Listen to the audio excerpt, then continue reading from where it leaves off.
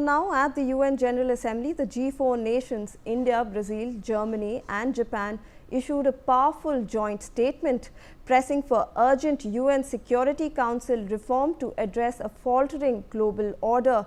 They stressed that expanding both permanent and non-permanent seats is critical to reflect today's geopolitical realities and boost the Council's legitimacy and effectiveness. The G4 called for greater representation of developing nations and underrepresented regions like Africa, Asia Pacific and Latin America, reaffirming strong support for the common African position. With global instability on the rise, the G4 insists that the time for change is now. Our correspondent Aditya is live on the broadcast with us. Aditya, we see a very strong statement coming out from the G4 nations. They want a reform in the United Nations Security Council and they want it now.